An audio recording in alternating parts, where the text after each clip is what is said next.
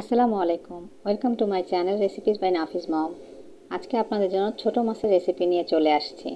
আজকে ছোট মাছ কষিয়ে রান্না করে দেখাবো, একদমই সহজ উপায়, অল্প সময়ে। চলুন তাহলে দেখা যাক রেসিপিটা। আমি প্রথমে একটা প্যানে 3 টেবিল চামচ তেল নিয়ে নিয়েছি। হাফ কাপের মতো পেঁয়াজ কুচি দিয়ে দিচ্ছি, একটু নেড়ে চেড়ে নেব। কাঁচামরিচ দিয়ে দিচ্ছি 3 থেকে 4টা, আমি এগুলো কেটে নিয়েছি। কষানো মাছ রান্নায় কিন্তু পেঁয়াজটা খুব বেশি ভাজার প্রয়োজন হয় না। আমি 3-4 মিনিট পেঁয়াজটা ভেজে নিয়ে এখন মশলা দিয়ে দিব। হাফ চা চামচ হলুদ গুঁড়ো দিয়ে দিচ্ছি, হাফ চা চামচ ধনিয়া গুঁড়ো দিয়ে দিচ্ছি, হাফ চা চামচ শুকনো মরিচের গুঁড়ো দিয়ে দিচ্ছি, আদা রসুন বাটা দিচ্ছি 1 চা চামচ, লবণ স্বাদ মতো। মশলাগুলোকে খুব ভালোভাবে কষিয়ে নিব সামান্য একটু পানি দিয়ে, কারণ ছোটো মাছ যেহেতু খুব বেশিক্ষণ রান্না হবে না, তাই আগেই আমি মশলাটাকে ভালোভাবে কষিয়ে নেব। দেখেন 3 থেকে 4 মিনিট পরে আমার মশলা কষানো হয়ে যাবে। এখন আমি মাছগুলো দিয়ে দিব। ছোট মাছগুলো দিয়ে দিচ্ছি। অনেকে এই মাছকে সামুদ্রিক মলা মাছও বলে থাকে।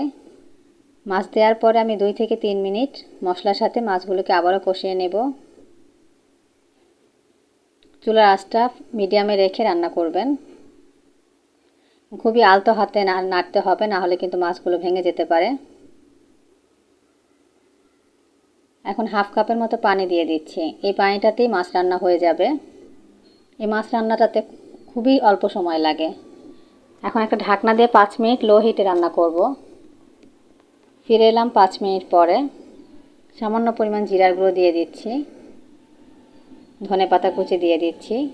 আসলে ছোটো মাছে ধনেপাতা না দিলে কিন্তু একদমই জমে না, কারণ ধনেপাতা দিলে আসল স্বাদটা মনে হয় যেন পাওয়া যায়।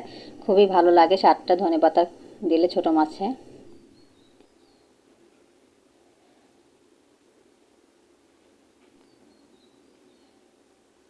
দেখেন আমার মাছ রান্না অলমোস্ট হয়ে গিয়েছে।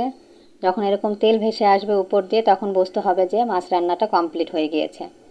এইভাবে ছোটো মাছ কষিয়ে রান্না করলে কিন্তু অনায়াসে 1 প্লেট ভাত খেয়ে ফেলা যায় এই ছোটো মাছ কষানো দিয়ে, কারণ এটা খেতে খুবই সুস্বাদু হয়, খুবই মজা হয়। আপনারা অবশ্যই বাসায় একবার হলেও ট্রাই করবেন এই রেসিপিটা।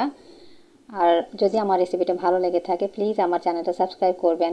ভিডিওটা দেখার জন্য অসংখ্য ধন্যবাদ।